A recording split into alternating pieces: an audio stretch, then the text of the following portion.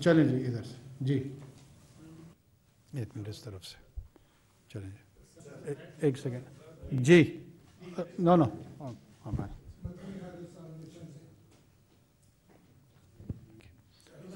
میرا نام طاہر مغل ہے جی، مجھے جی، آپ مجھے کائنڈلی خود ہی الاؤ کرنے دیں. چلیں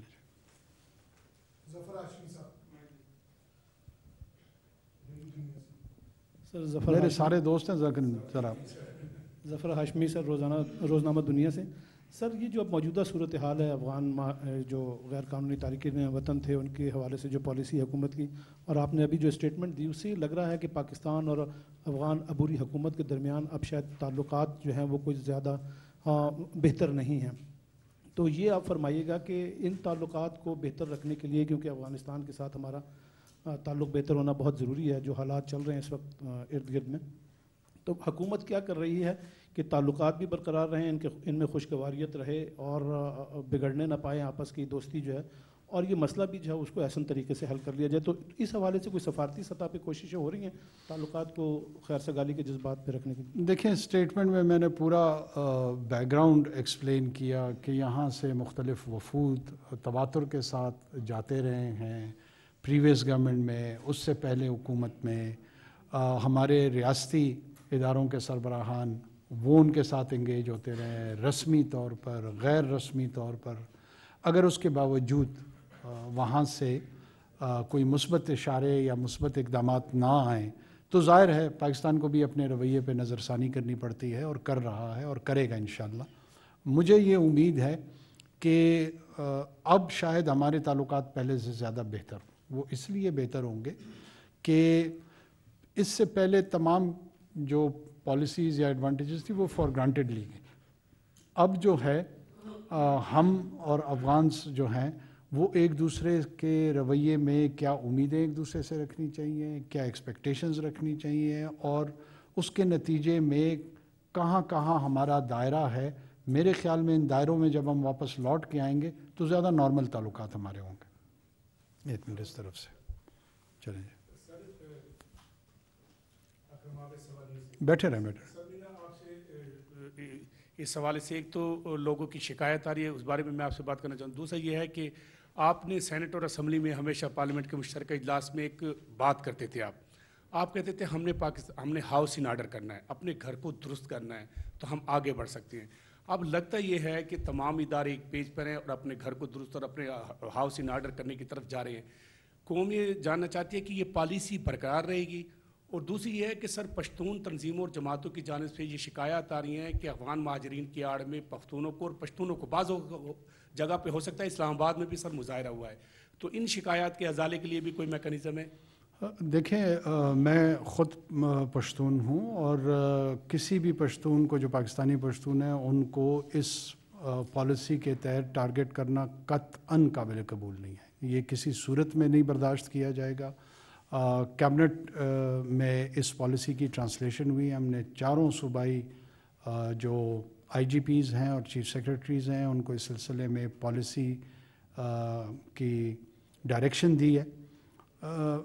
یہ پالیسیز ہم نے لوگوں کو ٹارگٹ کرنے کے لیے یا نچلی سطح پہ لوگوں کی جیب بھرنے کا کوئی ذریعہ بنانے کے لیے نہیں کی ہیں. اور یہ میں بہت وضاحت کے ساتھ یہ بات کرنا چاہوں گا کہ اگر کوئی شخص اس طرح کی حرکات میں پایا گیا تو اس کو سیویئرلی پینلائز کیا جائے گا اور پنش کیا جائے گا.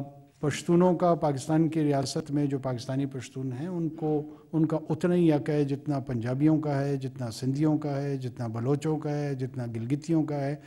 ہم سارے کے سارے ایکول سٹیزنز ہیں، اور کسی ایتھنیسٹی کی بنیاد پہ کسی کے خلاف ڈسکرمنیشن برداشت نہیں کی جائے گی، وہ چاہے پشتون ہو یا غیر پشتون ہو. لیکن جو افغان تارک وطن ہیں ان کے اور ان کے بیچ میں ایک واضح ڈفرینسیشن ہے. اس آڑ میں اس پالیسی کی رکاوٹ بھی نہیں ہوگی.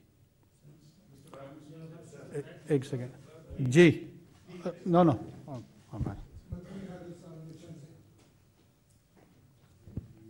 متین حیدر، جی ٹی وی سے. کیسے انوار صاحب؟ امید ہے آپ خیریت سے ہیں. سوال یہ ہے کہ آپ نے تفصیل سے اوپننگ سٹیٹمنٹ میں یہ ساری چیزیں بتائی کتنے نکالیں، لیکن دو انتہائی خوفناک اسپیکٹس ہیں اور وہ یقینی طور پہ انٹیلیجنس ایجنسیز آپ کو رپورٹس بھی دیتی ہیں. ایک تو 2000 اللیگل امریکی شہریوں کے اسلام آباد میں یعنی پورے پاکستان میں ان کی پریزنس کا بھی انکشاف ہوا ہے.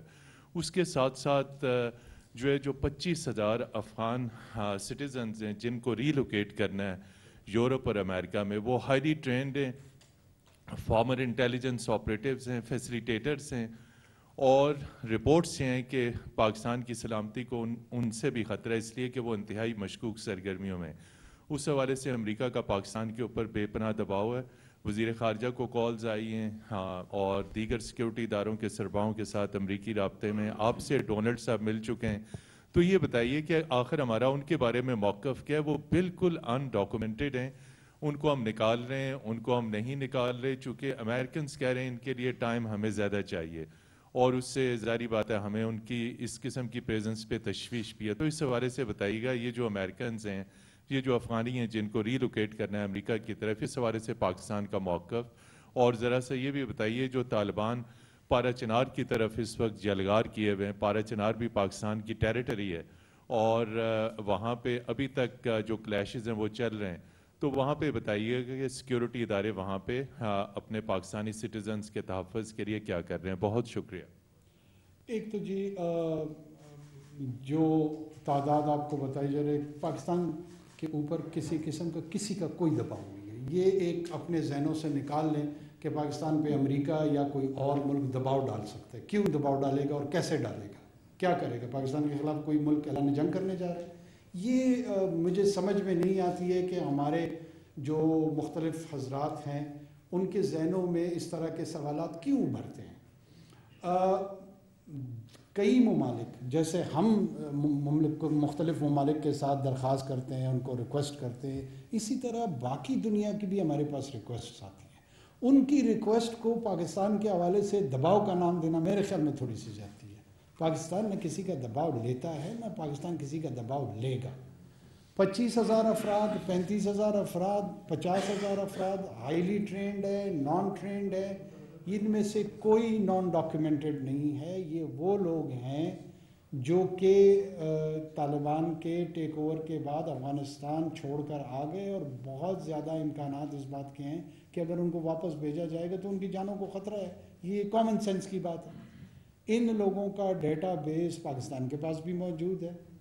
ان کا ڈیٹا بیس جن ممالک میں جو ان کی ہدف ہے، جہاں انہوں نے جانا ہے، ڈیسٹنی ہے ان کی، ان کے پاس بھی موجود ہے.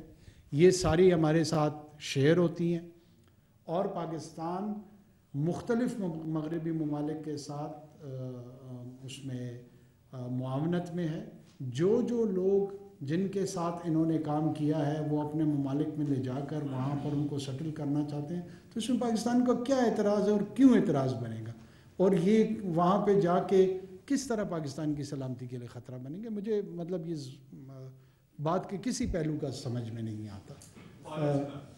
پاڑا چنار میں انشاءاللہ وہ صوبائی حکومت کو انسٹرکشنز ہیں، اس طرح نہیں ہوگا کہ پاڑا چنار نہیں، 1 انچ پہ بھی ہم ان کو انشاءاللہ کسی بھی قسم کی کارروائی کی اجازت نہیں دیں گے. چلیں جی ادھر سے جی پھر کہیں گے. اللہ نور، وزیر مشرق پشاور گروپ سے ہوں. آپ نے بات کی کہ ٹی ٹی پی کے حوالے سے کہ افغانستان میں ان کے ٹھکانے بھی ہے، اور افغان حکومت جو طالبانوں کی حکومت ہے کئی دفعہ ان کو کہا بھی ہے کہ مطلب اس طرح کی چیزیں پاکستان میں ہو رہی ہے. تو کیا پاکستان مطلب افغان حکومت اگر اس چیز پر عمل نہیں روکتا ٹی ٹی پی کو، تو پاکستان آگے جا کے ان کے ٹھکانوں پر حملوں کا ارادہ رکھتا ہے؟ ہمیں امید ہے کہ وہ انشاءاللہ اس پہ کارروائی کریں گے، اور یہ ان کے بھی حق میں اور ہمارے بھی حق میں. جی